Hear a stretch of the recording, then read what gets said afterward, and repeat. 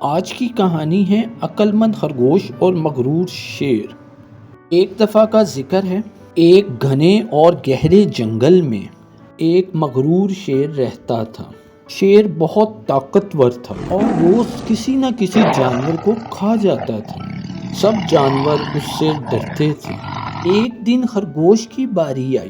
سب نے کہا اب تو خرگوش گیا، لیکن خرگوش تھا عقل مند۔ اس نے ایک پلان بنایا۔ جب شیر نے پوچھا آنے میں اتنی دیر کیوں لگائی ہے؟ خرگوش بولا، جنگل میں ایک اور شیر ہے، اس نے مجھے روک لیا۔ شیر غصہ ہوا۔ مجھے دکھاؤ وہ دوسرا شیر۔ خرگوش اسے کنویں کے پاس لے گیا اور بولا، وہ دیکھو نیچے۔ شیر کنویں کی جانب بڑھا۔ شیر نے کنویں میں جھانکا اور اپنا عکس دیکھا، سمجھا دوسرا شیر ہے۔ غصے سے کنویں میں کود گیا اور ڈوب کر مر گیا۔ اور اس طرح خرگوش نے اپنی عقل مندی اور ذہانت سے خطرناک شیر سے اپنی جان بچائی۔ خرگوش کے اس کارنامے سے سب جانوروں کی جان بچ گئی اور وہ خوشی سے ناچنے لگے۔